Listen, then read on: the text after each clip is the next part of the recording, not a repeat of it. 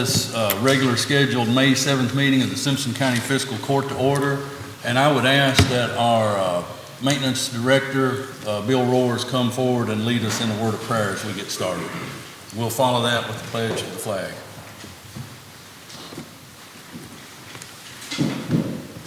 Let's pray together.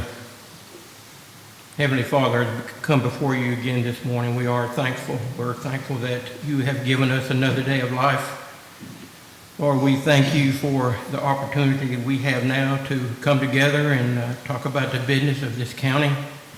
God, we pray that your wisdom would be passed on to these men and everyone concerned, that everything that we do and say would be in accordance to your will. Father, we thank you for the ones that serve us on a daily basis. We thank you for the ones that put their lives in danger. We pray for those who are in foreign soil right now. Lord, we pray that you might grant them mercy and favor.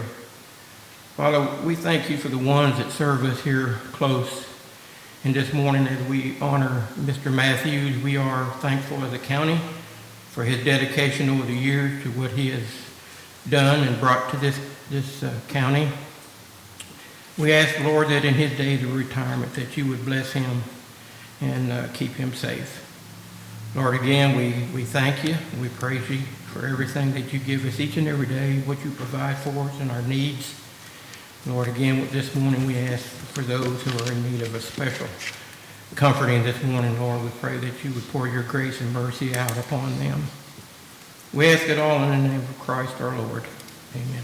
Amen. Amen. We stand for the pledge. I pledge allegiance to the flag of the United States of America and to the republic for which it stands, one nation, under God, indivisible, with liberty and justice for all. All right.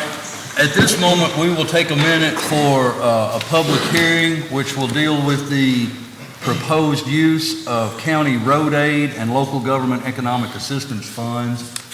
And so I would say at this time, if there are any questions from the public, I've been accustomed to these public hearings at the city, and we sit and take a minute, and if anybody asks a question, we try to answer, and after a time period, if nobody answers, I ask, we move on. Is that customary here? That's Mr. Attorney? That sounds downright like just exactly what we do. Times past. Okay. Everybody's electronics, including mine, are going crazy. So I'll just ask like this. Does anyone have a question about the county road aid or the local government economic assistance funding and its proposed use?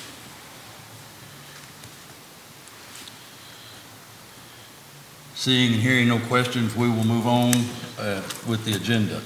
We are really pleased to have with us Transportation Commissioner Gray Tomblin and Mark Welch, and Commissioner Tomblin has some information that he'd like to come and share with the fiscal court and the folks of Simpson County.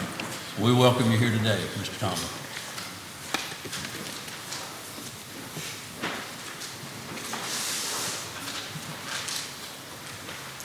Judge, Fiscal Corwin, thank you for giving me the opportunity to speak with you this morning. I want to start off by quoting Abraham Lincoln. Abraham Lincoln once said, "Things might come to those who wait, but only things left over by those who hustle." And in Frankfort, we have a governor that works hard every day, hustles every day to bring jobs to Kentucky. Over the last 3 years, over 51,000 jobs have been created, $19 billion in new business investment, $86 billion in exports, and we've had the lowest unemployment rates in the history of the Commonwealth. Now, the numbers I just mentioned to you, although they're record-setting, Governor Bevin's not content and he's not satisfied. He has challenged all of us, no matter what walk of life we're from, to have a goal, to have a vision. And Governor Bevin's vision for Kentucky is for us to be the industrial manufacturing hub of the United States. And he has said on multiple occasions, Judge, magistrates, you may have heard him say this. He has said he wants the governors of Texas, Florida, Tennessee, Ohio, and Indiana, you name the state. He wants those governors to one day wake up and ask themselves, why are our kids going to Kentucky to work? And our job in the Transportation Cabinet is to help see that vision come to fruition. because there's a lot of infrastructure needs across the Commonwealth, and I know Simpson County is no exception. We have limited funding. And at the state level, we have limited funding, and that's why Governor Bevin has been adamant that we work with local officials to address critical infrastructure needs. Because in order to continue our economic success, we have to have a strong infrastructure. So today, it's with great pleasure to announce that Simpson County has been awarded $565,332 in resurfacing projects for Dinwiddie Road, Dewars Mill Road, Henry Clay Smith Road, Peden Mill Road, Gregory Road, and Brizendine Road. And it's because Governor Bevin has been adamant that we work with you, Judge, and the fiscal court, and the citizens of Simpson County can see today the fruits of a working relationship between their county officials and officials in Franklin. And I appreciate working with you. I know there's a lot of needs, but we're just a short drive away, a phone call away to be able to address that. And I just want to say, I know that Judge, fiscal court, you will continue to work hard every day to make Simpson County the best that it can be.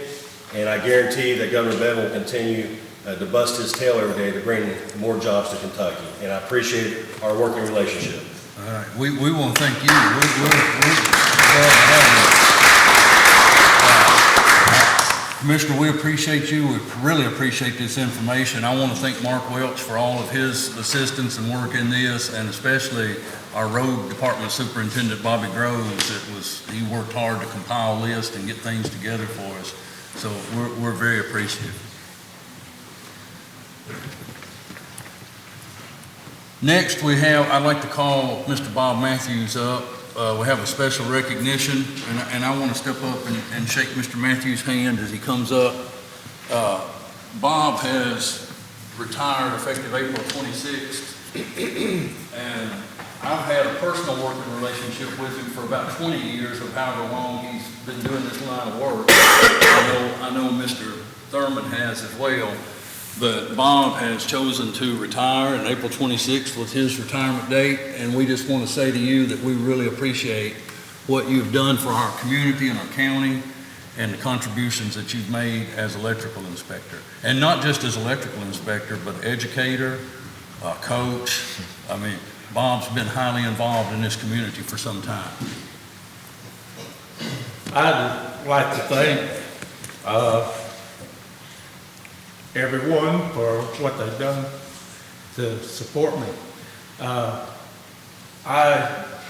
little over 20 years with the city inspecting, and about 18 years with the county inspecting. 15 years of it, I think, was full-time. Back in, when was it, Martin? 04, 03? That we had some people put together, and I asked Martin earlier to help me remember the committee that got together. I think it was Jim Brown was mayor, Charlie McCutcheon was physical court representative, Bill Austin was representative from the electric plant board, and Jody Randolph was from the Warren Rural Electric. And then we had Jim Henderson, who was judge executive at that time, and Martin Thurman was representing the electricians at that time.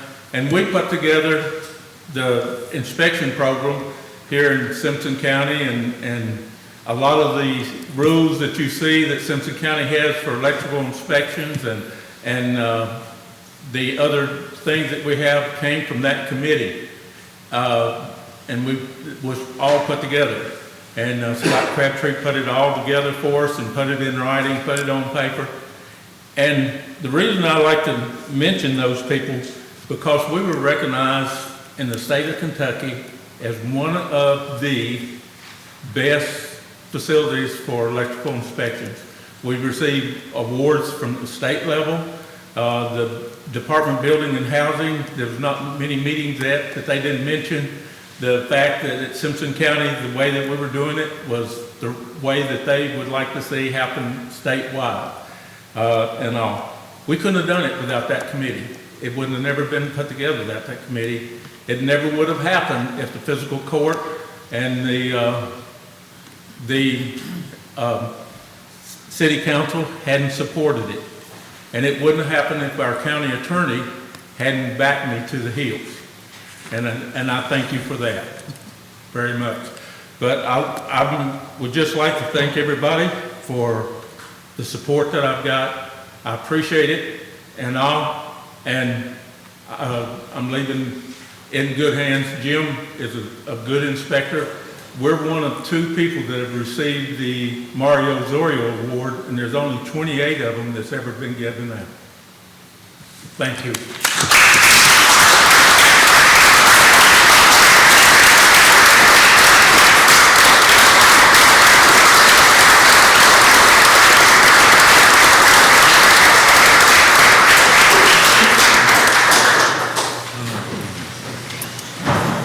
All right. Next, we have, under public comment, we have with us from the Census Bureau, Ms. Crystal Boyette, for a proclamation. And so we'll bring you up and we'll read and share this proclamation and then let you say it. All right.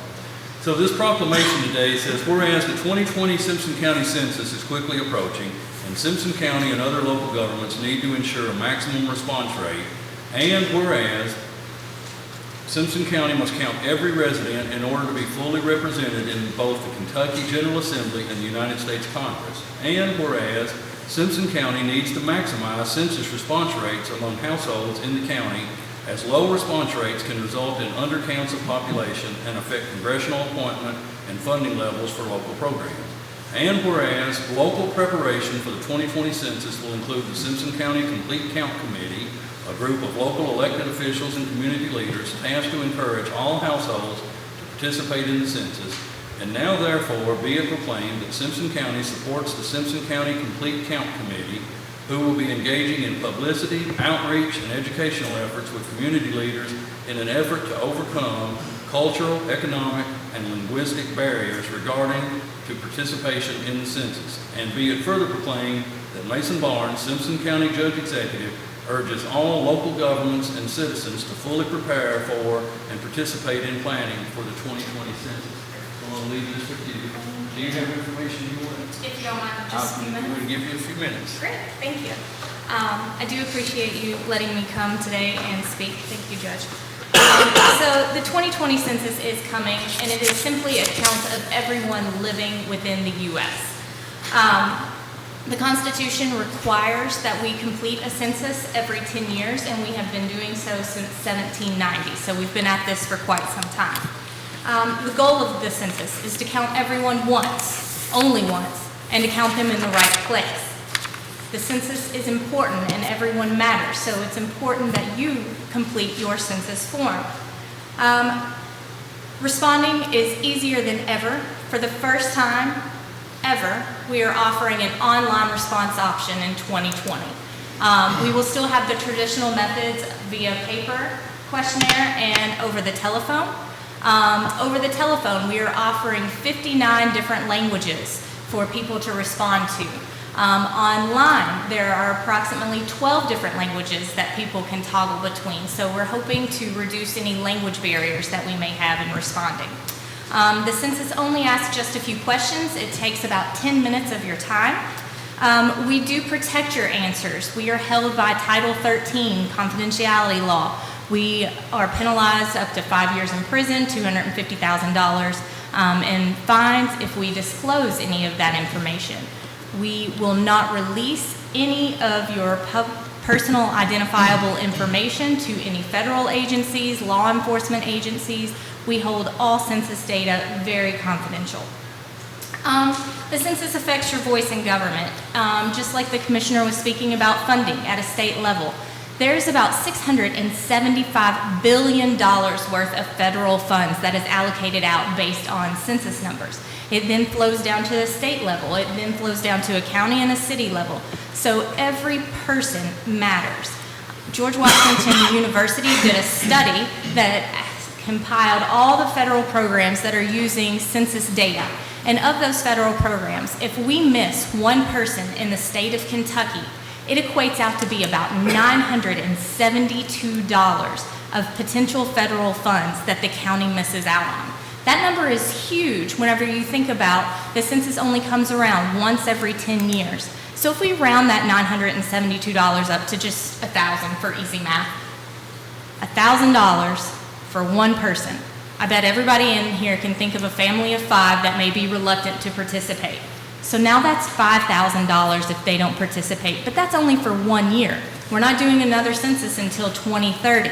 So now multiply that 5,000 times 10 years, you're looking at $50,000 for one household of 5 for federal funds, for things like roads, schools, school lunch program, Medicaid. All of those things depend on accurate counts within the county to get the proper funding that you guys deserve. So census data is used to help resolve any sort of problems that your community may have. It also helps create jobs, providing housing, preparing for emergencies, building schools, roads, hospitals. All those things your community leaders and planners utilize census data to make sure that these things happen within your community. Conducting a census is a massive undertaking. It takes many, many people across the U.S. to complete this job. We are hiring currently now in Simpson County and all across the U.S. in every county that exists. The rate for the state of Kentucky locally is $14 an hour and 58 cents per mile that people drive on official business. For all of our census jobs, you can go to census.gov/jobs and you can find a complete listing of all of the available census jobs that are out there. We will start hiring currently in June for our first operation that comes up in August. So we are already preparing for the 2020 census right now in 2019. So I do encourage you to do your civic duty, fill out your census form, and make the statement that I count, my community counts. That's it. All right, thank you very much. Thank you. And we will be putting together a community, just a second, Sheriff. We will be putting together a community group that I will get a list to Ms. Boyette fairly soon. But if you're watching or here today and you're interested in being in that committee, just contact us here at the courthouse and we'll be glad to get you worked in there. Sheriff? Let me address one question. Sure. We get some phone calls involving the census in our county. Would you mind, they rebroadcast this on the local channel? What credential? First, do census people actually come to you? We've had a girl say there's been a guy trying to meet with her a couple of times in the afternoon and says he's with the census. What credentials should they have? When do they actually physically come to meet with you? You address some of that, 'cause we've got a lot of scams going on. We can run the census. Yep. Be a bit confused. I'd be happy to. Thanks for bringing that up.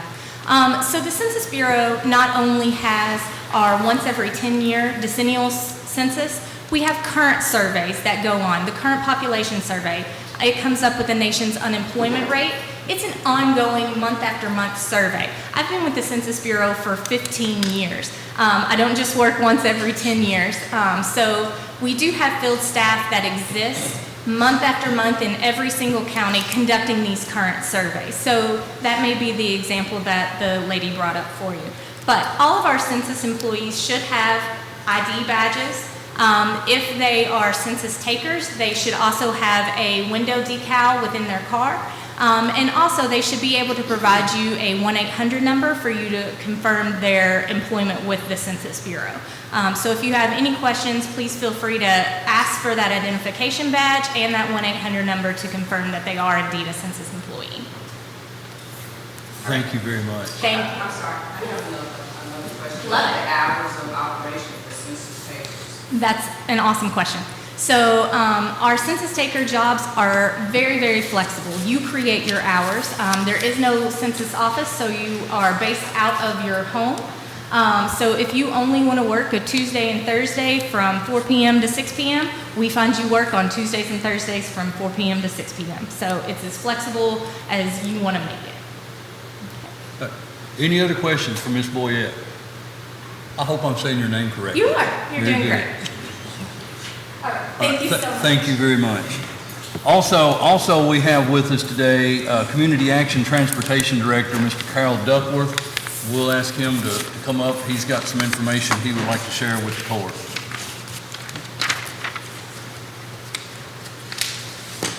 Thank you. I appreciate so much the opportunity to be here today. Appreciate the invitation. We have some exciting new programs that we're putting into place with Community Action. And I have a handout that's coming around. I hope we have enough for every person. If not, you'll have to share. I'm not going to read everything on here. It's a whole page full. This is just a brief overview, and if there's more detail that's needed, we'd be happy to give a detailed presentation at a later time. Community Action provides services in a 10-county area. The services that we provide include assistance, children's services, senior services, and transportation services. And our mission is we team with community partners to provide human service with dignity and respect, empowering people in Southern Kentucky to achieve stability and economic security. We've been in the transportation business for over 25 years, and currently we have 2 programs in Bowling Green, and that's the urban area that is described there. So we have GoBG Transit, which operates 6 fixed routes, and then we also have the Go2 service, which provides services for ADA. So individuals with disabilities can have service from their origin to destination, which basically means we'll pick you up at your home and we'll take you to your doctor's office, or we'll take you to the grocery store, or your Aunt Lucy's for a birthday party. So it doesn't really matter if it's medical, if it's personal, we will do that. Also, Community Action provides services through our senior centers and through Head Start, and there are transportation services available at both of those. We have over 100 vehicles that we supervise and that we maintain to do all that type of work. With me today is Hannah Gray. Hannah is our grant and compliance coordinator. She did a lot of work in the presentation for the grant that we have proposed to the state. And also Jerry Summers, who's not a stranger to many of you. Jerry is a driver with Community Action. He drives both on GoBG Transit and also on Go2. And so those of you that are familiar with Jerry, you can also ask him for additional information. What we have proposed is a transit operation involving 5311 funds that would provide services in a geographic area, in the 10-county area that Community Action provides services in, with the exception of Monroe County, who is already serviced by another transit provider. And Warren County is not served at this time by Community Action and transit. We only service within the urban area, which is pretty much the city limits of Bowling Green. Allen County, we're looking to expand into Allen County outside of Scottsville. The reason we're staying out of Scottsville city limits is because they have their own transit. Same in Barron County, they have their own transit in Glasgow, so we would be operating outside of Glasgow. All of Butler, Edmondson, Hart, Logan, Metcalfe, and Simpson counties would be included in that. And so we're looking to do an expansion into 9 counties, including Simpson County. The categories of our expansion are rural public transit. And so what that would do is provide individuals the opportunity to be picked up at their home or at a different location, to be taken to wherever they need to go within our 9-county area. So that would include transportation from their home to a medical facility that may be out of town, to employment opportunities that may be in town from an outside of this location. So it provides transportation in and out of Simpson County. The intercity bus service would also be another opportunity, and what we're looking to do there is to provide transit from what's considered the urban area, which is the Bowling Green city limits, as defined by the grant, and into rural areas. So that would include county areas such as Simpson. And so what that would do is provide a shuttle that would go from Warren County into Simpson County. And so it would provide opportunities going both ways for individuals to seek medical treatment, for employment purposes, or just for general pleasure. So what that would also do is it would feed other transit services, GoBG Transit, Go2, WKU Hilltopper Transit, the Hope House Ready to Work. Morgantown Transit has just begun their services on a limited basis. They're not operating 7 days a week, they're operating 5 days a week and only on certain hours. Scottsville Transit, Glasgow Transit, and Greyhound bus service. So what the service would also do is provide a way for folks to travel into the urban area to the Greyhound bus station, and from there, their destination is basically unlimited. By doing all this, we are able to provide the infrastructure to be able to provide Medicaid transportation, which right now is not provided through community action in these counties. The reason we're exploring this opportunity right now, toll credits go away after this year. And toll credits make it possible for us to build an infrastructure in a more costly manner. They go away at this point after this year. And so with those going away, it just makes sense to make as much capital purchase and investment as we can at this time. The Kentucky Transportation Cabinet has qualified Warren County outside of the urban area for 5311 application. There's just so much that's untapped. If you look at a map that shows the transportation opportunities and providers, you'll see that the county of Simpson is listed with no providers that's government assisted. We're positioned better. We have just recently restructured our staff. We're better positioned at this point to make this type of investment. We also will make those connections to existing transportation modes that are already happening, which I've already mentioned. And our 10-county operation serves multiple programs with community action. It just makes sense that our transportation also goes to all 10 counties. So how do you fit in? If you're with an organization, it's very important that we work with you to know how we can help you serve your clients and how we can serve the citizens of Simpson County. Transportation providers, how can we work with you? How can we determine the best way to serve the clients that are needed? Business leaders, how can we help you obtain and retain employees? How can we work to show a better employment rate? And local officials, how can we work together to solve transportation issues in the communities that are involved in Simpson County? So there's so many contributing time factors. First of all, the grant has to be approved, and we are waiting on that. The grant has been applied for, and you can see a timeline down at the bottom. We've received word back that it's been received and reviewed, and we are waiting to hear what the award will be. There were no issues with the grant. Hannah put the grant together. The grant was 1,571 pages, and then followed by 2 additional grants that were 500 pages apiece. So it was no small undertaking to do this. The total amount that we applied for was $7.4 million. That's a lot of money, but we're also talking about building an infrastructure from scratch. We're talking about a new administration office. We're talking about 55 vehicles. We're talking about 50 new employees. So we're talking about a lot of investment that we currently do not have. The grant being awarded is the first step. Then we have to secure a 50% local match. So we're looking at having to generate that match, and we're looking for support from the counties that we serve to be able to do that. We are also looking internally within our organization at what match that we have available. Match does not always have to come as a source of cash funds. It can also come in kind. An example would be if you had a maintenance facility that could provide an oil change to our vehicles, or light maintenance, or maybe an office that could be rented, and that's provided to us, then that would count as in-kind contribution, which would go towards the match. Hiring and training staff. Right now, unemployment is at a low, and believe it or not, hiring and training people is difficult this time to find the right people. Securing the equipment, even if when the grant is received, it could take some time to receive the equipment that we need to operate, and just the ability to phase in. We had our coordination meeting on March the 12th. We submitted our grant on March 29th. Our public hearing was held on April 11th, and we were notified just this last week that our grant has been received and it's being reviewed, and there were no outstanding issues. And now we're doing the wait process. So we are waiting for the approval to know exactly what the amount of the award would be. We have indication that we will receive some type of award. We just don't know what that award would be. So that's a mouthful. I'll try to do it fast for you.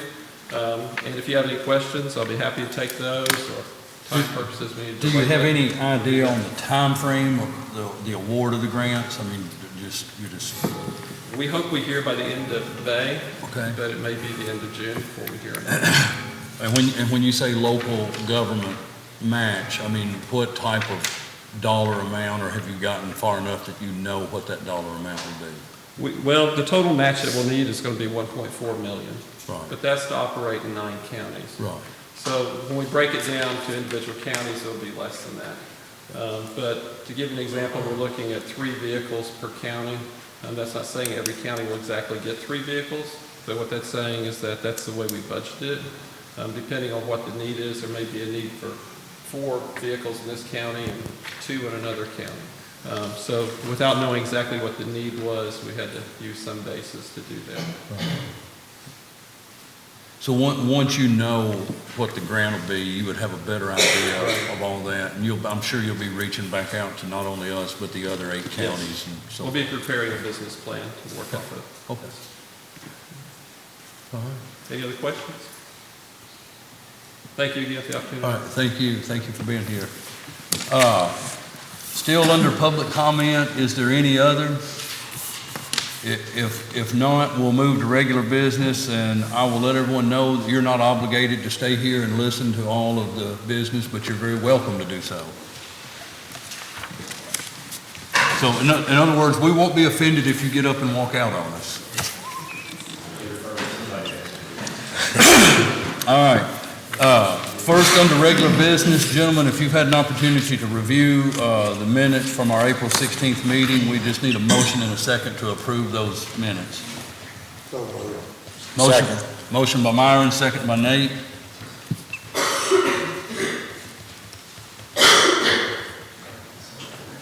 Myron Turner, Yes. Nathaniel Downing, Yes. Marty Chandler, Yes. Scott Hudson, Yes. Mason Barnes. Yes. Next on the agenda, it just says discussion, but this could require an approval also.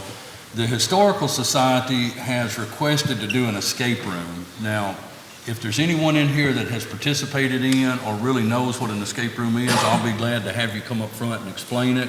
But I will do the best that I can based on the walkthrough that I had with the folks from the Historical Society.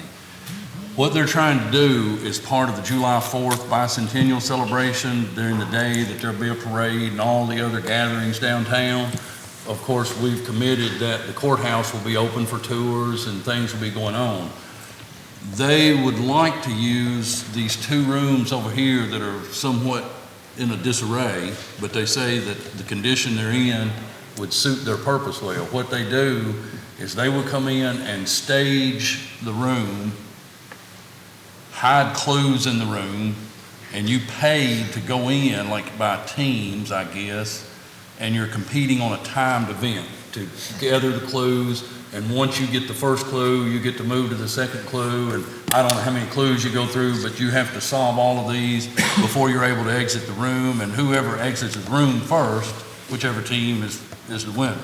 What the Historical Society would like to do is have permission to stage and use those rooms on that day and hold that escape room challenge or whatever they're calling it there to raise money for the Historical Society.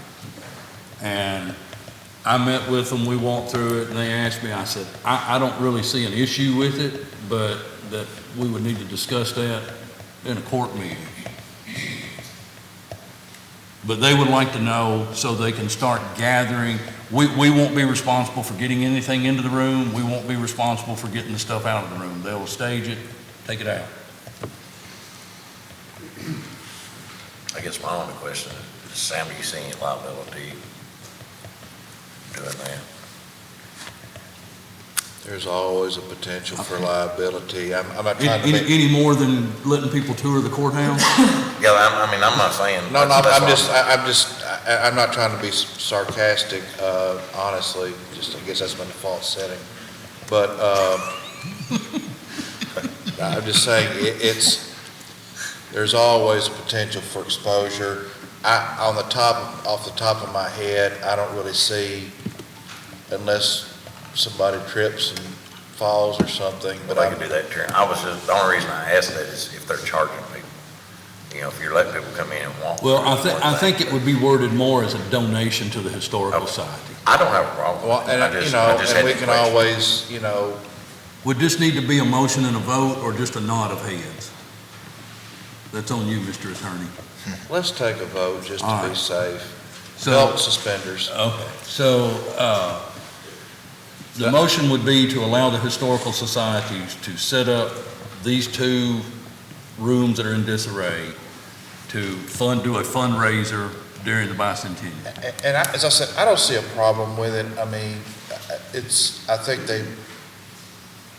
you're talking for liability, we can always try to assert sovereign immunity, and then Keiko will be fighting over that. But I mean,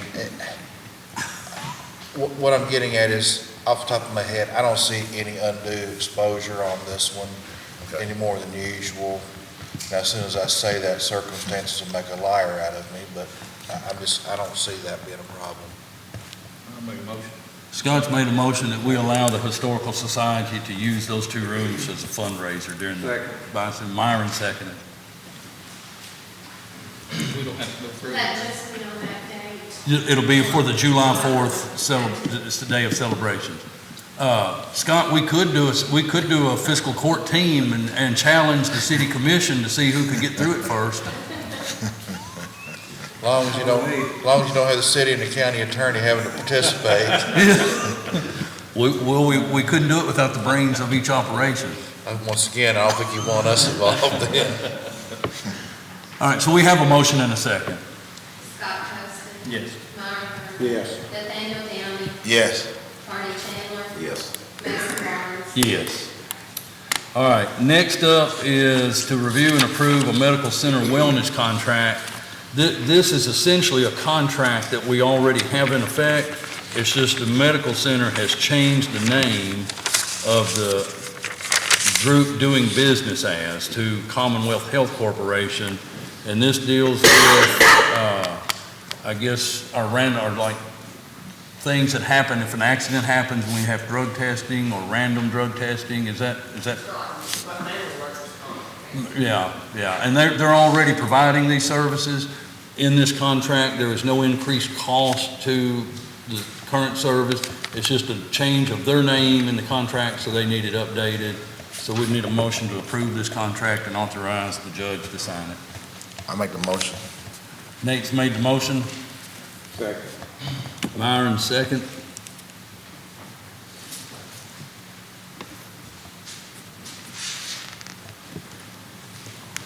Nathaniel Downing. Yes. Myron Thurman. Yes. Scott Hudson. Yes. Barney Chandler. Yes. Mason Barnes. Yes.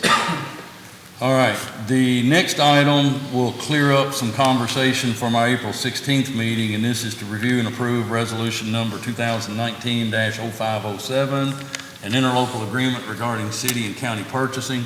You recall, we left that meeting that we would allow the city to participate in the asphalt bid under certain conditions. The attorneys got together and said, hey, it's no problem, but it would be best to have a resolution allowing that joint participation. And the two attorneys come together, and this is their drafted resolution. If I might, You speak to it all you would like, Mr. Attorney.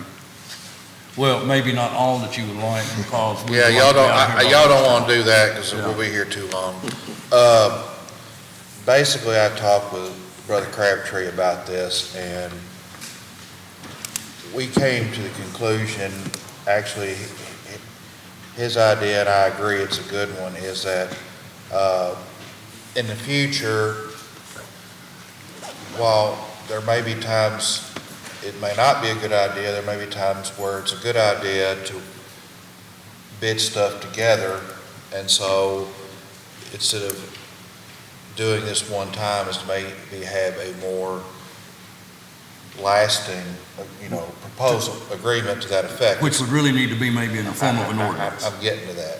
And so, but for what we were talking about, we could do this quickly, because that's what we need to do. What we originally envisioned was doing it by resolution, and we can get Scott's, talk to the folks at the Department of Local Government who have to sign off on it, and we can probably get this done relatively quickly. Problem is, this is deals with what we're For talking, one particular situation. dealing with this short term. Anything that you're gonna be doing that would last potentially beyond the terms of this, the members of this particular body or the city commission would require a longer lasting interlocal separate agreement and would need to be enacted by an ordinance. And so, not now, but we're thinking here before in the coming months that we'll try to put something together for your all's review to maybe have something codify this on a lasting basis so we don't have to do this over and over again. But as far as this is concerned, DLG says it's okay to do it this way, and this will allow you all and the city to, pool your resources on this particular issue without any legal issues. So with the legal explanation, does anyone have a question about this particular resolution?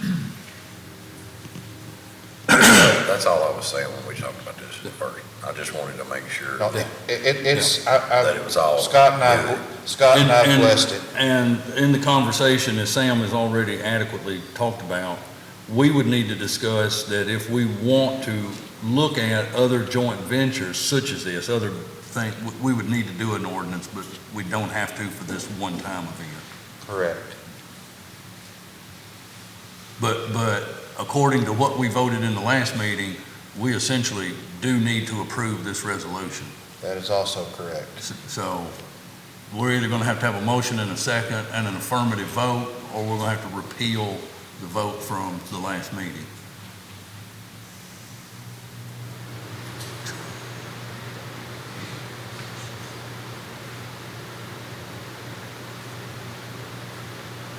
Because the conversation was, as long as the attorney said it's okay, the attorney says, if we do this, it's okay.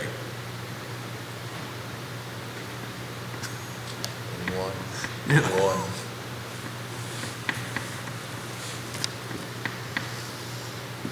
That's still pretty much, we make, The terms of what we, everything is as we discussed. It's just, this is a resolution by the city, by the county, jointly agreeing to those terms, which is, we solicit the bids, we get the bids, we approve the bids, and they're okay with it.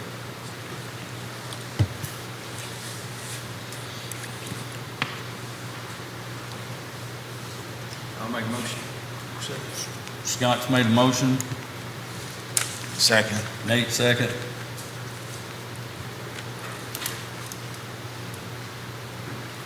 This is just for the resolution. Just to approve and authorize the judge to sign this resolution. Scott Poston, Yes. Nathaniel Downing, Yes. Marty Chandler, Yes. Myron Thurman, Yes. Mason Barnes. Yes. The next on the agenda, we may, if your questions, they might be more geared toward the jailer, but is to review and approve this. Excuse me. Do we need to actually do the interlocal agreement as well in a second motion, because we just Yes, Pam, is correct. So we approve As the usual. resolution now We have to vote to approve. going into an interlocal agreement with the city of this proposed All right. interlocal agreement. So we would need a motion and a second to approve entering this interlocal agreement as defined by this resolution, Correct. number 2019-05-07. I make the motion. Nate made the motion. Second. Scott second. Nathaniel Downing, Yes. Scott Poston. Yes. Marty Chandler, Yes. Myron Thurman. Yes. Mason Barnes. Yes. And I guess you all, as part of that motion, authorize the judge to sign it, correct? Yes. Just making sure. All right, next up is to review and approve the Southern Health Partner Services Agreement with the Detention Center. Jailer, is there anything that you need to say or is there any questions that anyone has about this? Same situation we had. Yeah. So, Is this been bid out?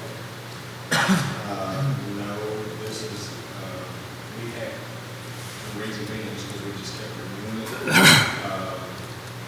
It started back in the Huber administration with him, and we have just renewed every year after. You want to come to the microphone? Not really. Come on so the public can hear us.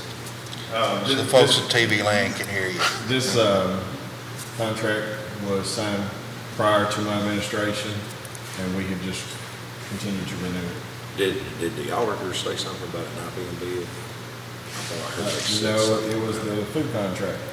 Okay, food contract. Yeah. Okay. And here's the quirky thing about that. We didn't do the food contract because we didn't know it was supposed to be bid out. And there were a lot of other jails. We were all under the assumption that. Well, I didn't say you did anything wrong. Yeah. I just said, but I didn't know But the if funny we were thing gonna have about to bid that, why we're not having. Right, to bid and I this. understand that. It was the food. The funny thing about it though is after we're already in the contract, it's like, do I need to get this bid out next year? And they said if nothing changes, no, you just renew it. So I don't know. Go figure. But it's the same, it's the exact same contract. Well, And this it's got is- 3% increase, Well, right? everything's got 3%. I understand, but that's, And this is for healthcare services for Correct. the inmates at the Correct. detention center. So what we would need is a motion to authorize the judge to sign this contract on behalf of the jail with Southern Health Partners for healthcare services. That's correct. Myron's made the motion. Scott, second. So we need to approve and authorize. Yes.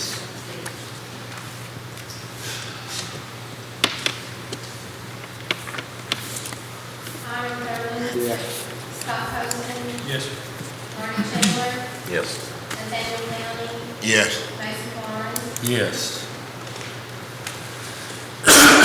All right, next on the agenda, you guys had a sheet that was laid in front of you this morning. It was inadvertently left out of the portal, but you have a thing from Advanced Utility Systems. So we've been waiting, we talked about the 911 on a metered service, and I finally had a meeting and conversation with the Warren Rural Electric Co-op last Friday. They were not amenable to participating with what I assumed they would be. So if we're looking at water meter service, here's where we're at with that. The city of Franklin is willing to collect and remit, make no charge to do so. The Simpson County Water District is agreeable to doing so on a 20% per billed unit, as far as to collect and remit. But they have roughly a $37,000 software upgrade that they would ask us to cover the cost of if we were to go that route. So, Is these numbers here, the 3441, is that county water meters? that's just water meters in the Simpson County Water District. That's what I'm saying, that doesn't include any city. No, Okay. yeah. Well, the reason, I don't have a problem with $2 a month, and I don't know anybody that does. But what I have a problem with, it's gonna take 6 months to get back to zero. Well, here is my, and we can, if y'all prefer, we can hold this off, because I'm gonna get into another discussion during my report, and we can hold this part to that if you'd like to, and that is budget discussion. But I will say this, what I would propose we do is to enter this agreement. This is gonna cause a change in the 911 ordinance. It's going to cause the attorney to put together some agreements between the city of Franklin and Simpson County Fiscal Court, and between the Simpson County Water District and Simpson County Fiscal Court. And because of the timing and the changeover in this software, my proposal would be that we phase out the telephone fee by January 1. In other words, continue that collection through the end of this calendar year and phase it out by January 1. And it will offset this cost to you. So do the water meter tax plus the phone line? I thought if we did this, we were gonna take it off the phone line. It will come off by January 1.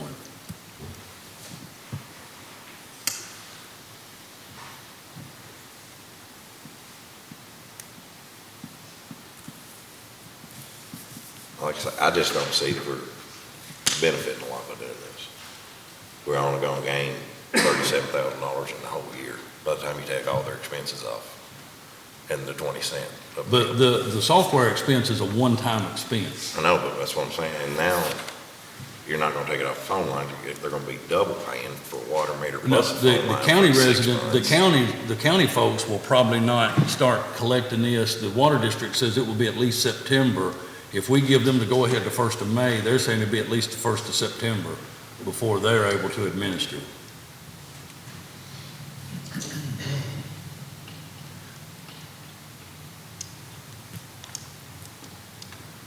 We'll just add this to the budget discussion session. So Warren's out of the picture completely. Unless we want to do it and them, here's the thing, when all the 911 stuff started happening, when I say stuff, everybody was funding 911 service through landline telephones. They've completely gone away.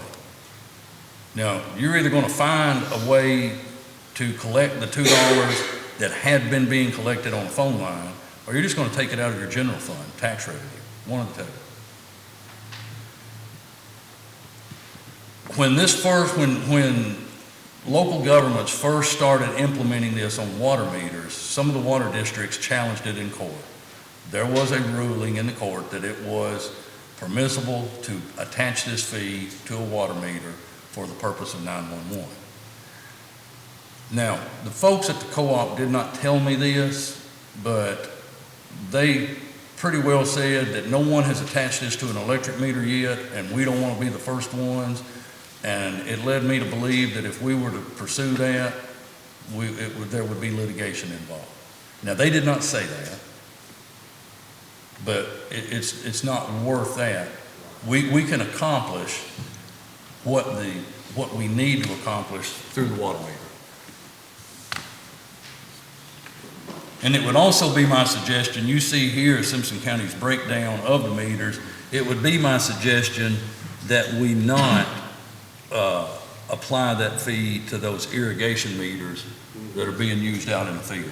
We can pull those out, the guy at the water district said.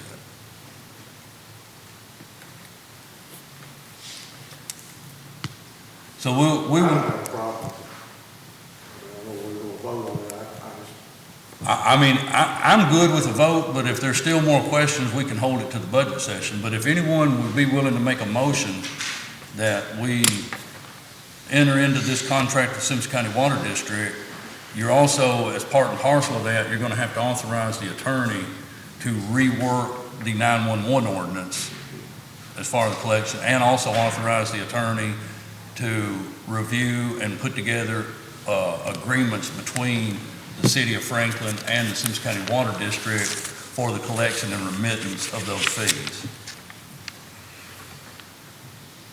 I don't know how many, but there's probably some water meters. The irrigation, that's no brainer. Yeah. If you pull, you've got 3,429 meters if you pull those irrigation meters off, and the city has 4,933.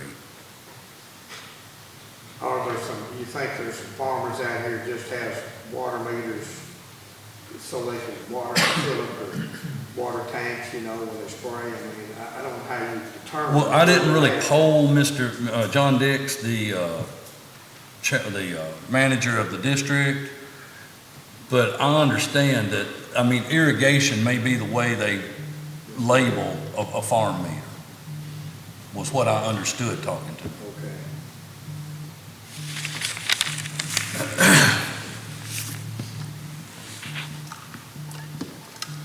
So to Myron, to answer your question, I'm perfectly good with a motion and a vote on this today. But I'll make a motion. So Myron's made a motion. Let's make sure that we're understanding the motion is to agree to the software contract to pay that one-time fee and to enact the collection of 911 services at $2 per water meter. Authorize the county attorney to redo the 911 ordinance and to put together or to review agreements between the city and the county, and between the county water district and the county pertaining to the collection and remittance of those fees. That- Okay. To authorize the collection of 911 fees on the water meter.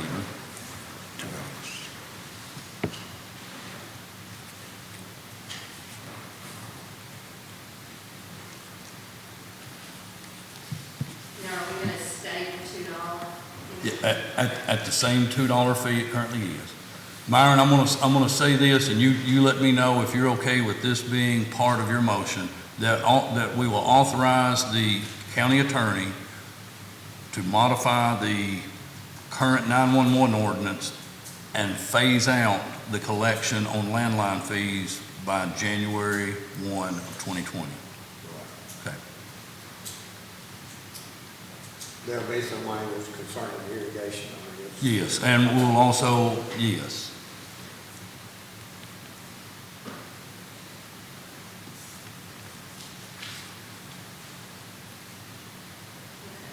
I second it. You got everything you, okay. Nate made a second.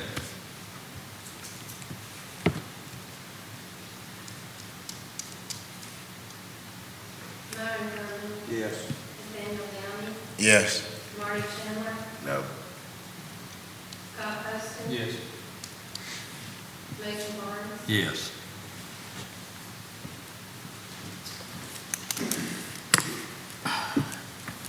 All right, on into financial business. Gentlemen, if you had an opportunity to review the budget transfers, if there's no questions, we'd need a motion and a second to authorize those budget transfers. Make a motion to transfer the budget transfers. Nate's made the motion. Second. Is that Myron? Okay. Yes. Okay.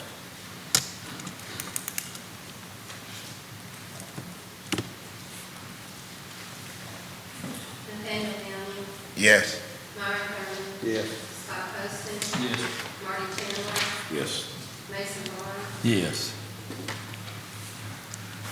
Next would be review and approve, and we have these both on the same line, so I'm assuming, Mr. Attorney, that's okay to, if you've had a chance to review the transfer of the money from the general fund to the 911 fund and from the general fund to the jail fund, we would need a motion and a second to approve those transfers. That's fine, you're just doing budget transfers, I'm guessing, just to Yeah, cash Yeah. transfers, yeah, I don't see a problem with that. Okay. So if you've had a moment, if you've been able to review those, we just need a motion and a second to approve those. So moved. Motion by Myron, Second. second by Scott.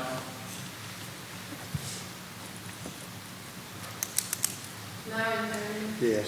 Scott Huston, Yes. Nathaniel Downing, Yes. Marty Chandler, Yes. Mason Barnes. Yes. Next up would be, if you've had an opportunity to review the bills and claims, would be a motion to approve those to be paid.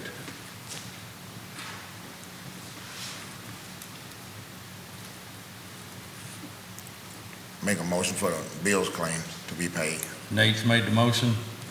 Second. Yeah, Myron second. Ready for vote? Yes. Nathaniel Downing, Yes. Myron Thurman. Yes. Scott Huston. Marty Chandler, Mason Barnes. Yes. Next on the agenda is to review and approve the county clerk's claim of $3,416.25 for tax bill preparation for vehicles and boats. I assume this is a claim that happens every year, and it is a fee that the clerk's office is paid for preparing those tax bills. So moved. And as part of this motion, we would need to authorize the county clerk to sign this document. So moved. Second. So a motion by Myron, second by Marty. That's correct. It's something that comes up every year, Judge. And the clerk is the one who has to officially sign it. Yes. Your assessment is correct. Thank you, sir. Well, Myron Thurman, Yes. Marty Schindler, yes. Nathaniel Downing, Yes. Scott Poston. Yes. Mason Barnes. Yes. And last but not least, under financial business, if you've had an opportunity to review the April 30th financial statement prepared by the county treasurer, we'd need a motion and a second to approve that. So moved. Marty and Byron. I heard Myron first, But so I- the motion is Myron, and will you amend that to subject to audit? Yep. Marty second.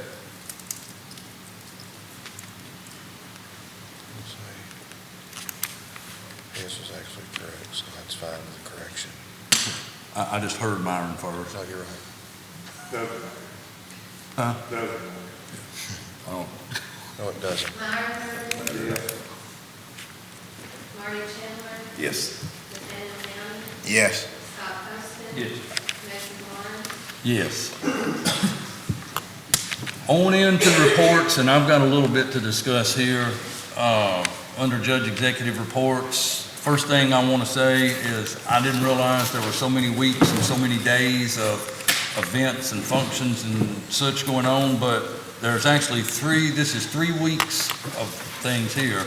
This week is Correctional Officer Appreciation Week, so jailer, we want to say we appreciate you and the folks at the detention center.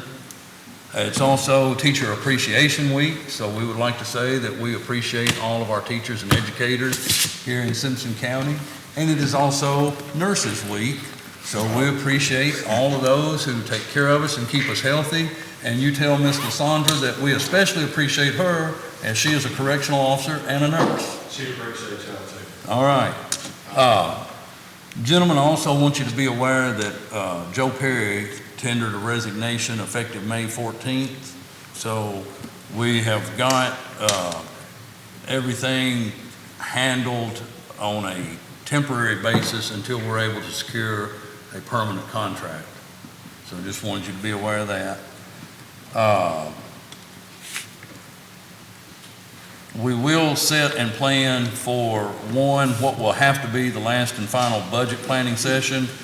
The schedule and such works out best if we're able to do that on Thursday, May the 16th at 1 p.m. Do any of you gentlemen know of a conflict with that day?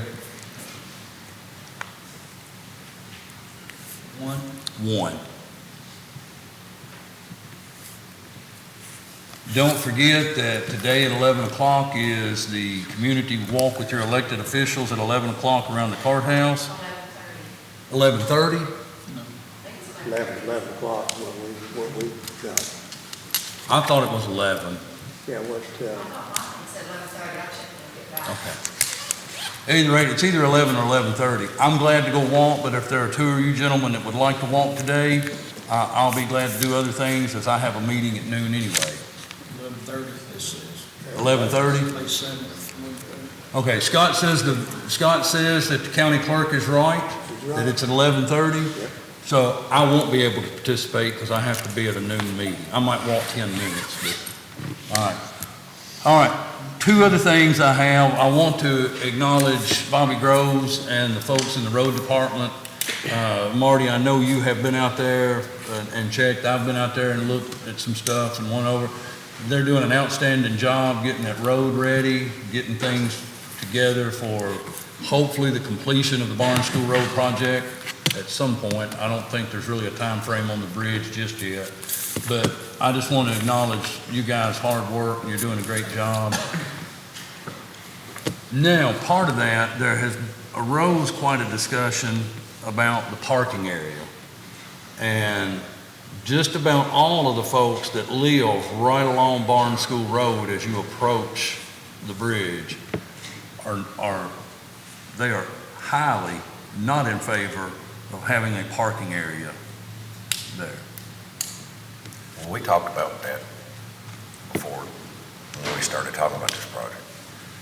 And the sheriff said if we had a place for them to park and people were parking along the bridge and stuff like that, it's a lot more enforceable to come down and make them move. And I understand their concerns, but I really think having a place for somebody to park, I wish we had a place in Saturday Ford too. Just because you can go. I told Bobby this morning, here's where I'm at on it. I get it. I think it's a public safety issue. I think it would be great if we had a place for them to park. But here's the tough part that I think we have, and I told Bobby this morning, I'd be fine with it. But unless we truly have plans to implement a parking area at every low water crossing, it'll be a hard pill for those folks to swallow that we're doing it to them and not doing it at every other low water crossing. If I could access a spot at every part of the property, I would. Right. I've asked them about doing something down by the park. Yeah. And I know Bobby had told me about some discussions that had been had about Sadler Ford area. I mean, it's a tough thing to do. And my point being, it's a little hard pill for those folks to swallow when you're saying, hey, we're going to do this here in front of your house, but we're not going to do it anywhere else in the county. So, I mean, Can I add to that? Dixon Lane or Dixon? Is it Dixon Road or Dixon Lane? Right there on the Logan County, Simpson County line.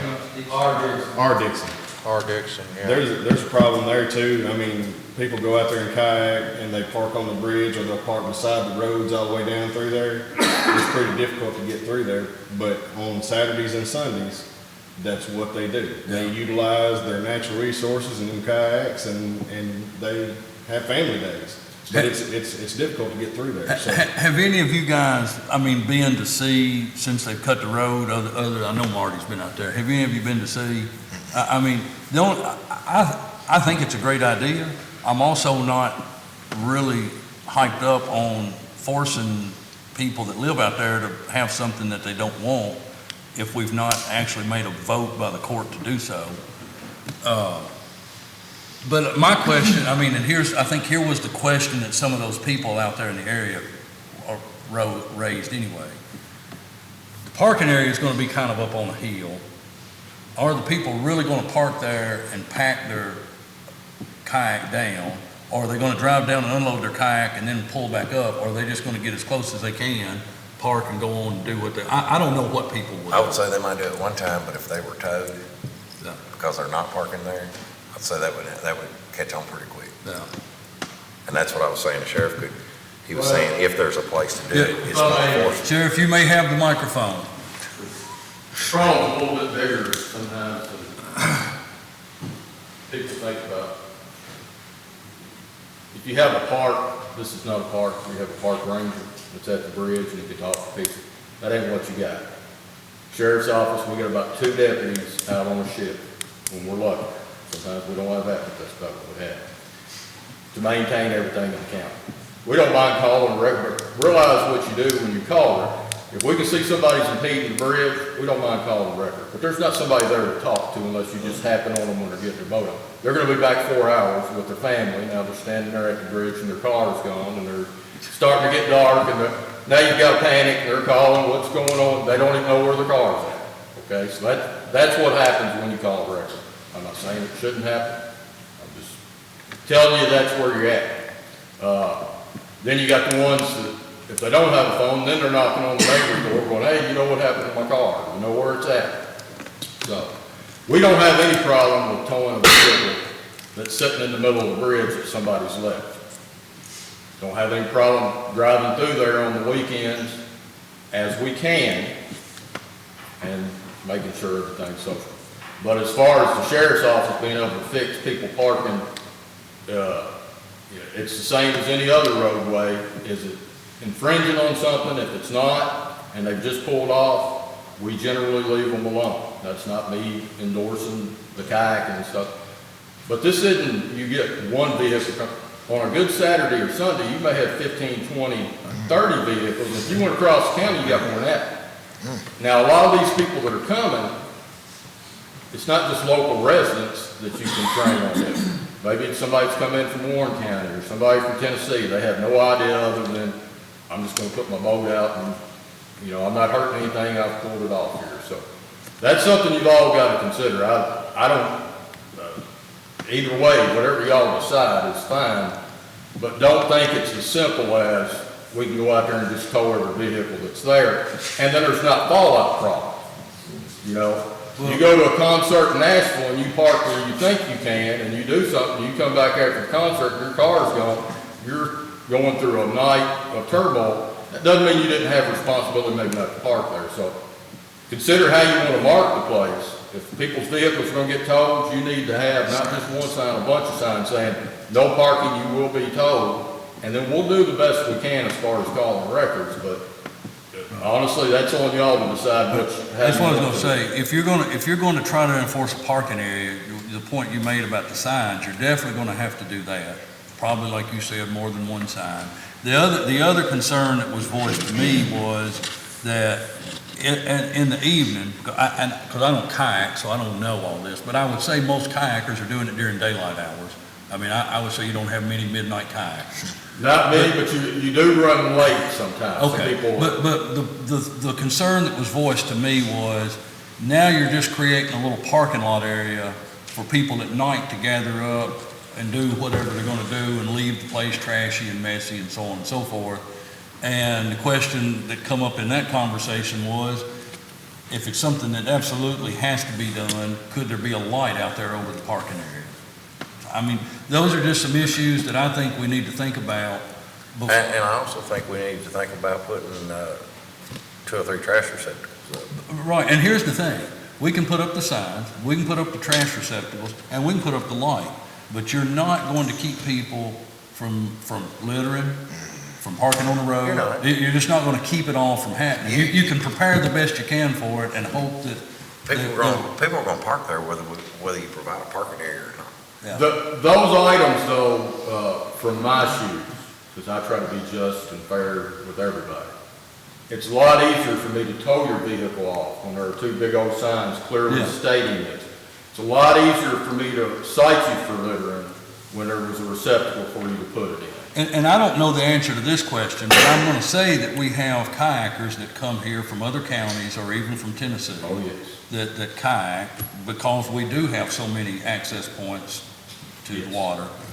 My guess would also be that those folks may stop by a convenience store or a restaurant or whatever else they're doing while they're here and spend some money. And do we want to be that group of people that says, hey, if you're coming here to Simpson County to have a good time, we're going to tow your car? The positive thing on the side of the county is it's a good, clean thing for people to be able to do.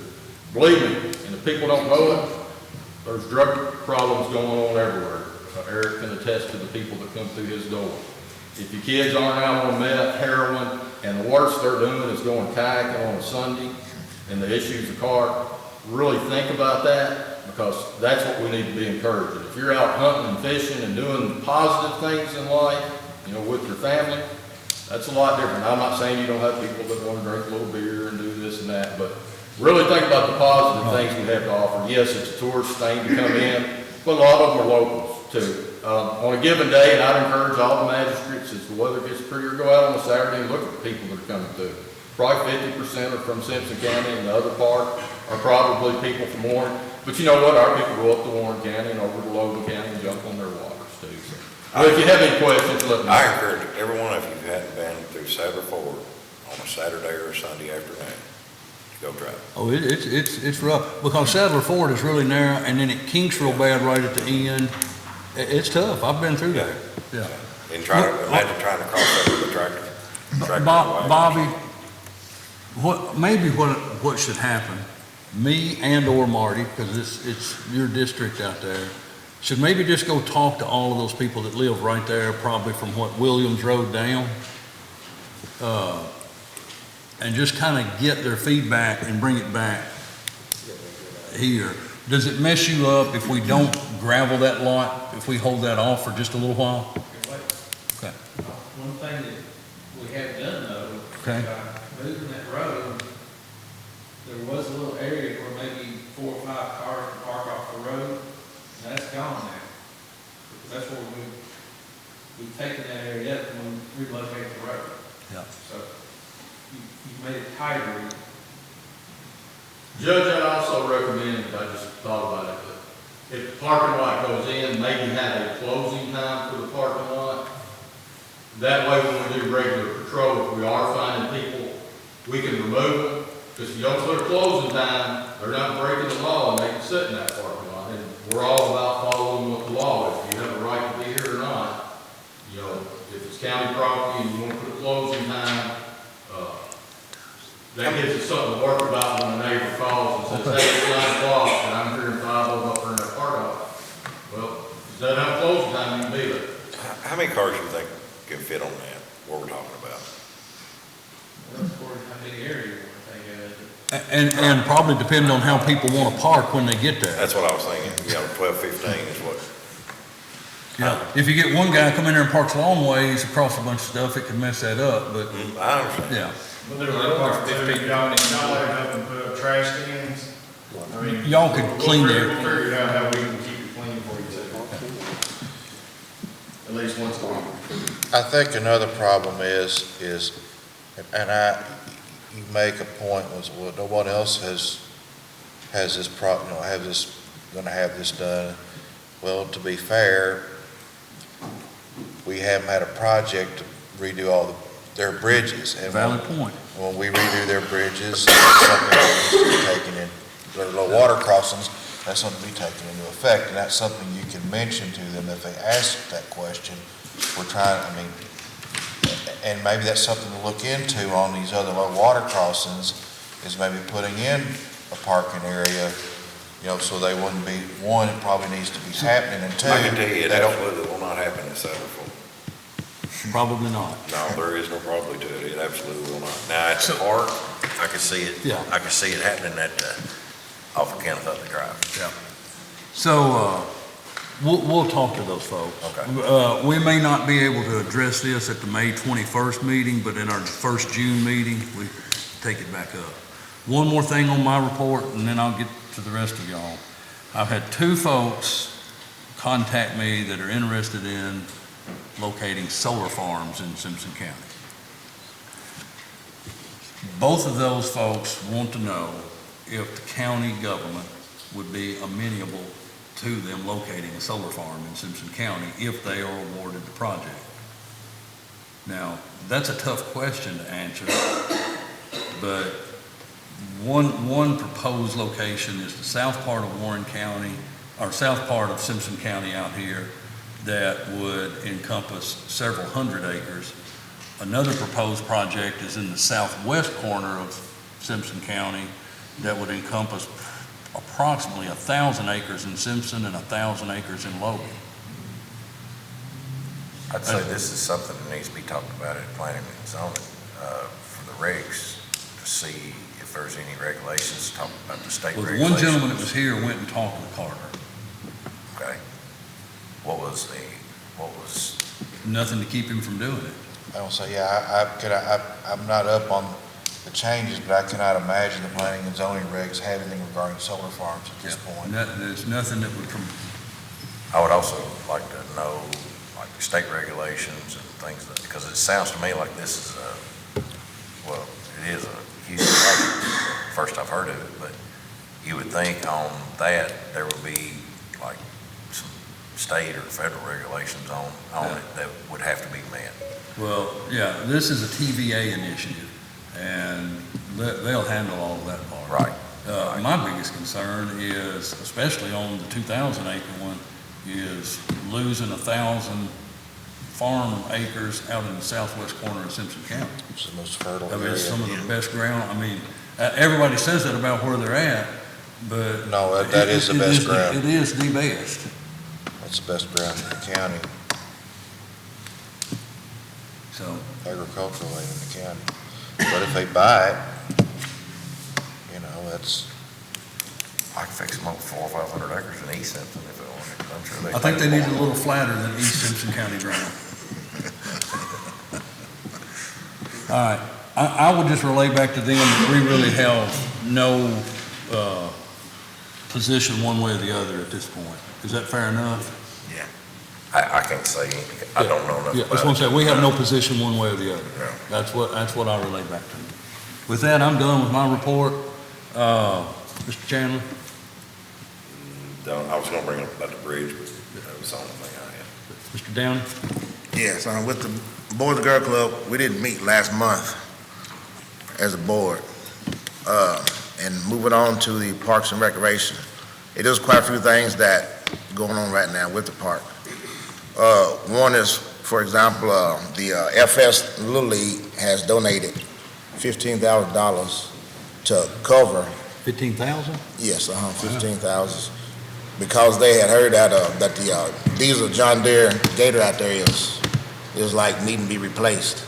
So they donated the 15,000 to cover the Gator, and the Gator that they found, it cost $11,693.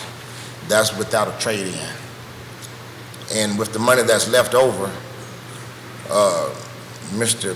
Joyner had asked around, and then he was wanting a used golf cart. So he'll cut down on some of the Gator hours being used for unnecessary stuff. So he had found a golf cart at Sailor's Golf Cart for $3,575. So they're gonna purchase that also. And then Mr. Joyner talked to Tammy Phillips of Miracle Recreation, because the play park in the pavilion by Field 2 down there is out of regs and it's getting in bad shape. So then he had got a estimate for it, and right now, between if the equipment is ordered before June 28th, it's like a 40% discount. 40% discount right now, if it's ordered before June 28th. And that's another thing that we're gonna talk about, and that's on two of the parks that he's talking about fixing, and then he's gonna get a third quote on the third play park down there. And that's gonna be discussed at our next meeting also. Moving on to the fence. The fence at Field 2 is in bad shape, because I can be a witness to that by being out there playing Pee Wee baseball out there. The ball keeps going under the fence is getting pretty bad.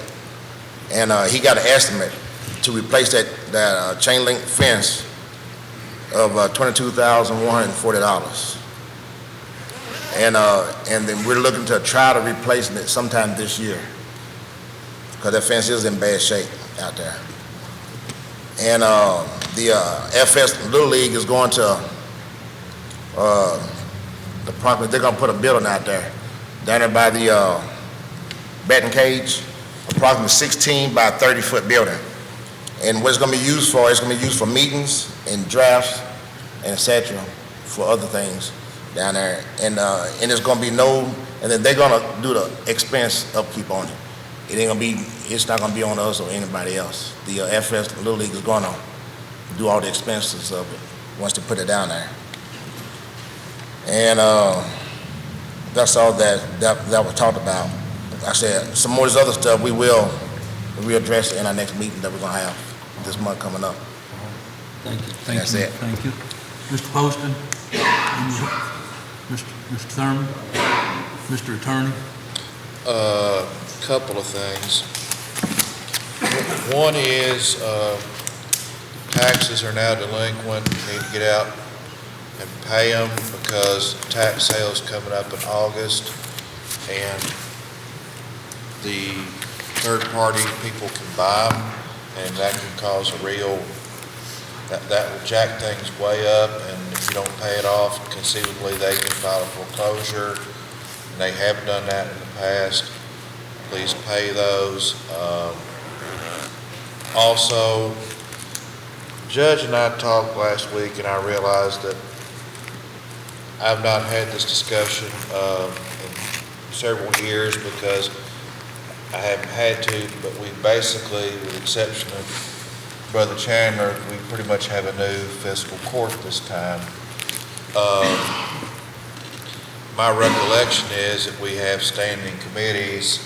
The judge has appointed various members to be in charge of and to have meetings and deal with things, and there's a stipend they get for running these meetings or running these committees.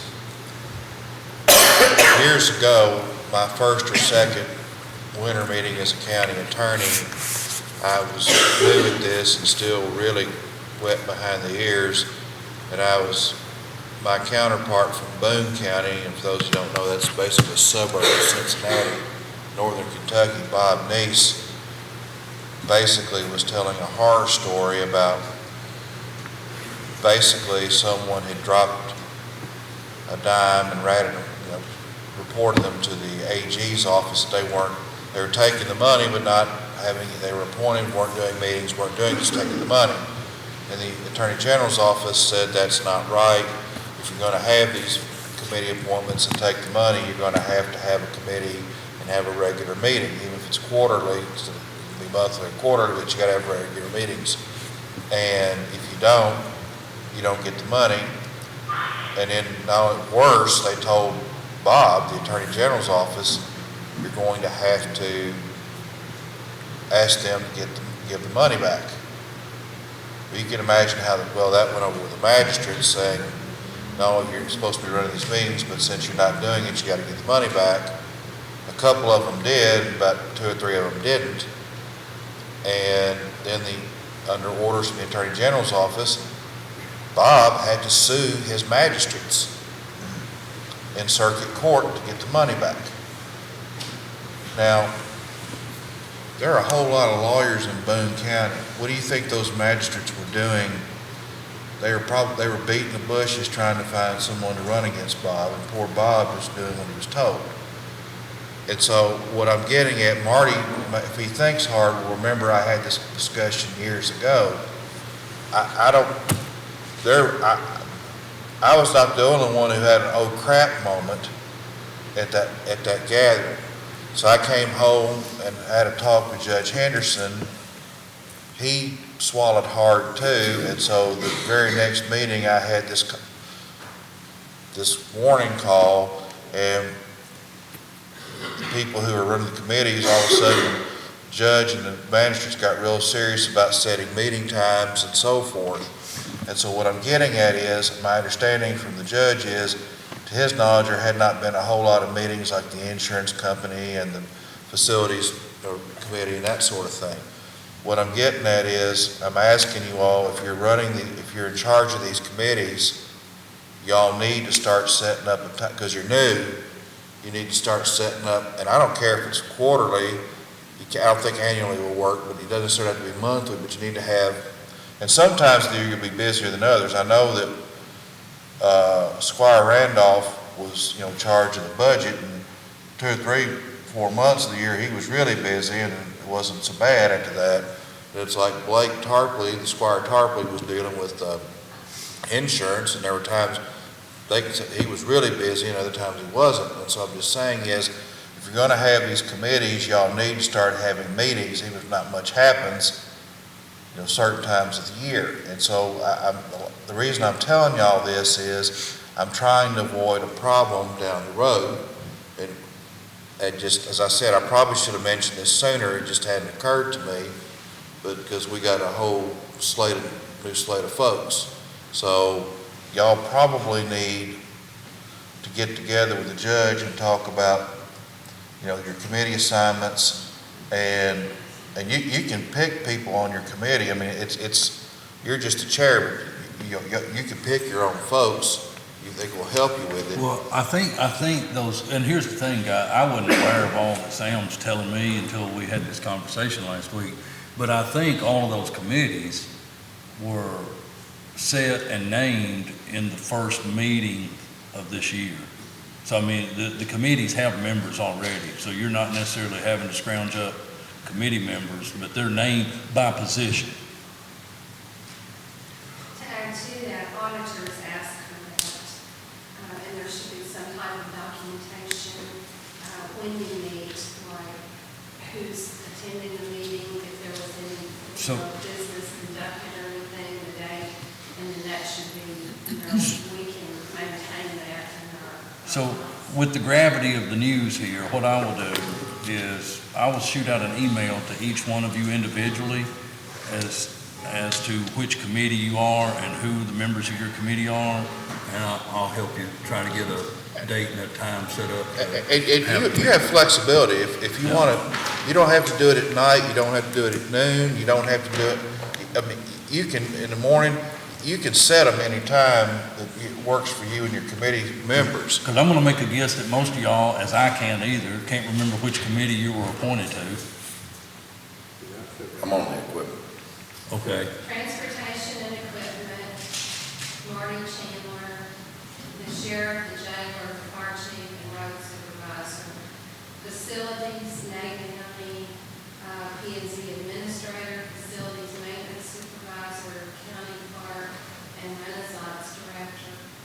Insurance and employee benefits, Myron Thurman, treasurer, finance director, county department designees, and then budget and finance, Scott Poston, the treasurer, and the finance director. And we'll put that, I'll put that in an email to you guys, so you have a list and have it in front of you. But that's another reason why y'all need to take it seriously and start doing, you know, keeping up with some of this, because as Pam, you know, you want to keep the auditors happy if you can. So I'm just saying, I forgot about doing this because while we had some change over the years, we never had quite this drastic of changeover after an election cycle. So I thought I'd better go on and bring that up. So better to bring it up now, at the start of the term, than half or 2/3 through, and then everybody has an oh crap moment. That's all on that happy note, I'm done. All right, the other constitutional officers got up and walked out on us. Sheriff, do you have anything you'd like to report? Well, unfortunately, I'll need an executive session to give you an update. Okay. It won't take but a second. Personnel. Previous matter. Personnel, okay, all right. Chief, the chief is coming to bear good news today.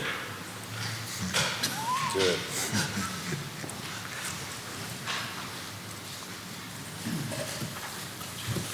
Thank you, Chief. All right, thank you. First of all, let me start out, I just want to touch on what you guys were talking about the parks and whatnot.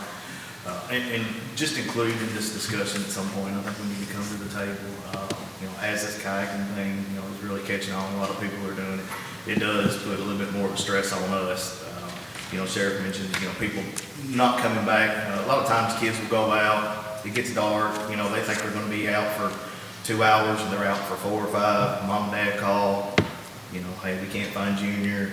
You know, that gets us involved and a whole lot of other folks involved. And you know, we're looking at what we recently just did a Swiftwater class, and we talked about you know, some signage. And I think it might be good for us to kind of take a look at Warren County's model. They've invested a whole lot into that. They have a great park system, but they have those type of things. You are, you know, an hour away approximately from this site. So I just think it's something that we need to have a conversation about as we move forward. You know, again, it does add a little bit more of a call volume to us, and requires more specialized equipment, and kind of, you know, reiterates, you know, some of the rescue stuff that I've been asking for in the budget meeting. So I just wanted to touch on that. Okay. So what brings me here today, the ISO, and for you folks that don't know, just, you know, quickly, they are a company that collects data and analytics. They sell this data to insurance companies. They use that to help set or gauge whatever your homeowner premiums are. So they come in, they gather data, and you know, that's what you pay on your premiums. So in January of 2018, going back for a year, they contacted us wanting to do an audit of our county. The previous one was in 2011. So just quickly, the rating is determined, you know, basically 50% is on the fire department themselves over all the things that we encompass. 40% of it is our water distribution. So that's the City of Franklin, Simpson County Water District. 10% of that grade is our communications, which is dispatch, and of course, we got this 911 funding. I mean, it all plays a role here.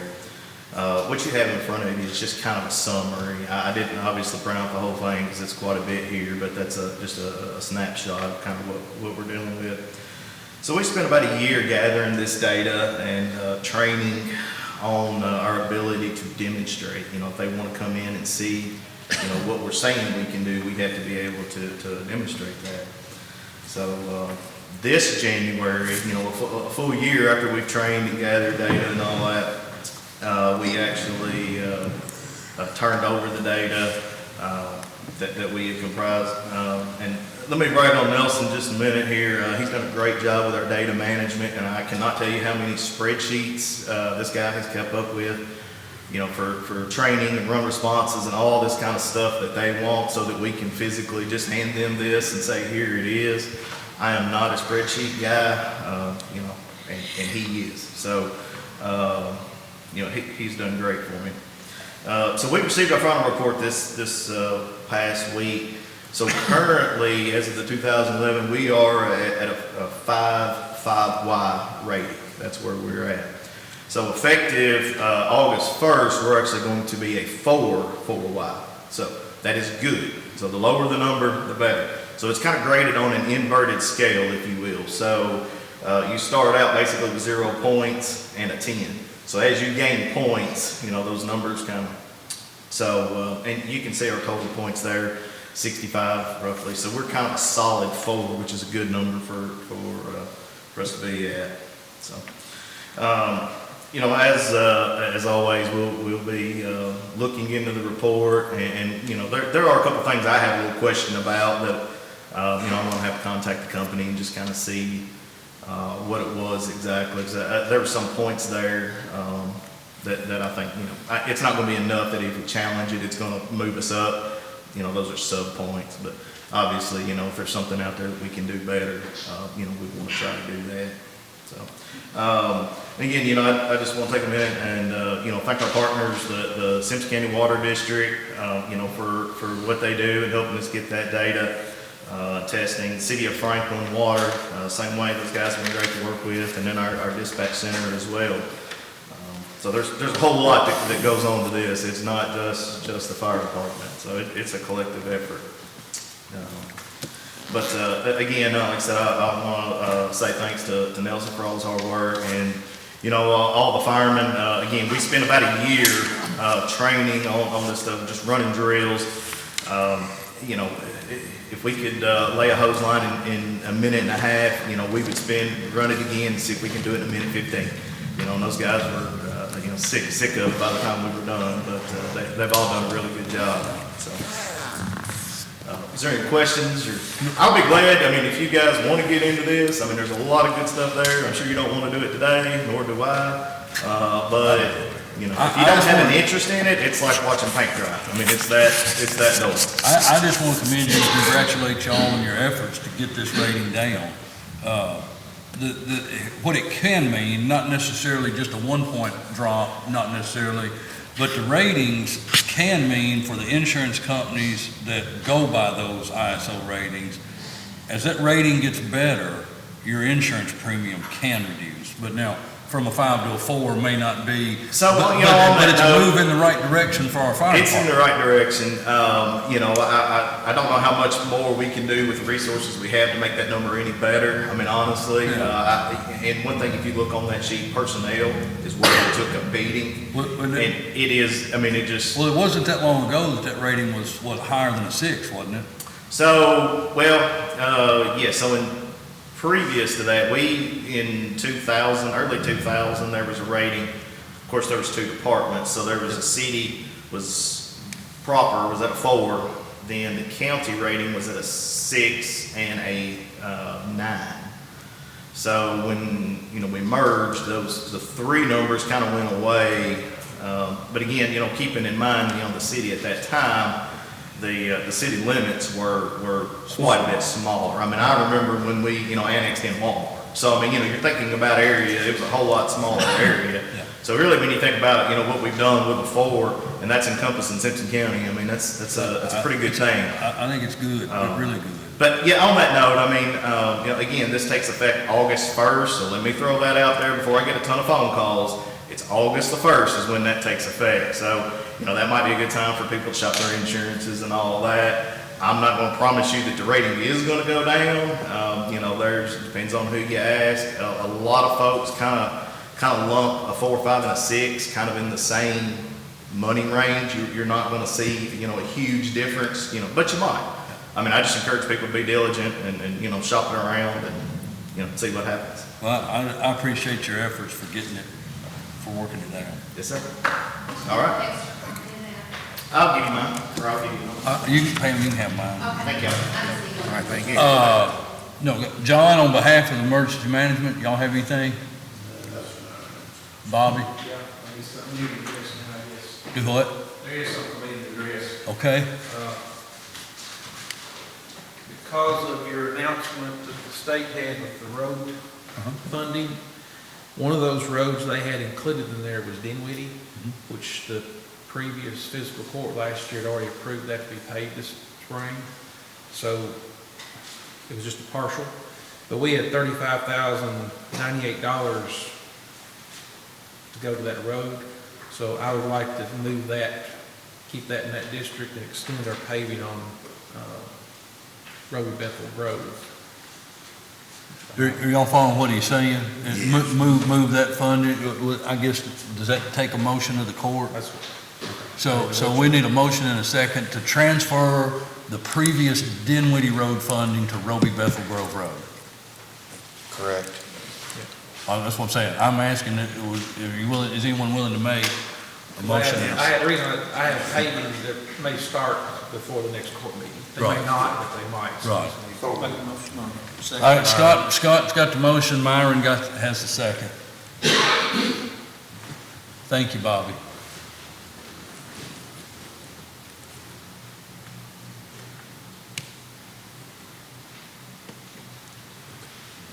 Scott Poston. Yes.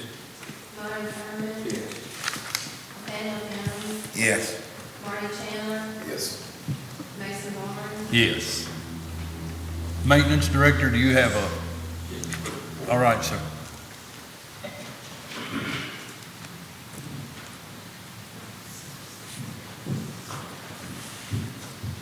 I'll make it very brief. I know everybody's ready to go. I want to give an update on the Justice Center for those that have been going by and paying much attention. The framing for the new FRP is complete. The building is completely encapsulated with moisture proofing. So that's being done right now. There's nothing being done right now. We're waiting for the molds of the FRP to come out of North Carolina. And they're supposed to have those completed in the process of making those FRP panels. And when they do come, they're going to come in truckloads. So, and then they'll start installing it back on.